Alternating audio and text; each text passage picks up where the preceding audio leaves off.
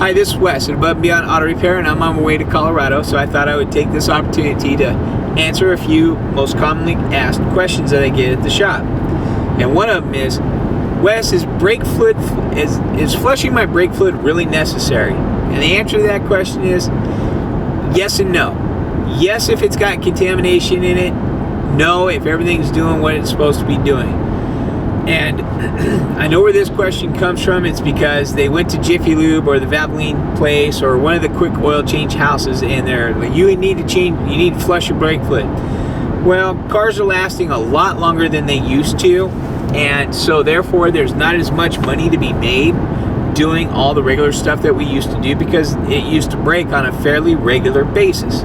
Well, they're not breaking as much, so now people are focusing, or shop owners are focusing more on the maintenance aspects, and it really is a good thing that they're focusing on the maintenance, but I think they're taking advantage of people by brake fluid flushes that are unnecessary.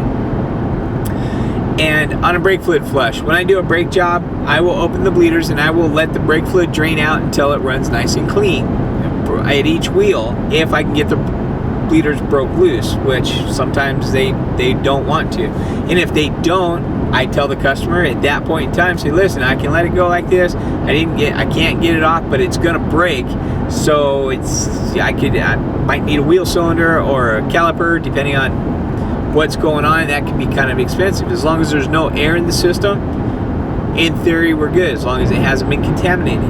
Now, how do you know if your brake fluid's been contaminated? And because the rubber boot inside the cap will swell up. Once you take it off, you won't be able to get it back in. You'll know right off the bat that it's been contaminated.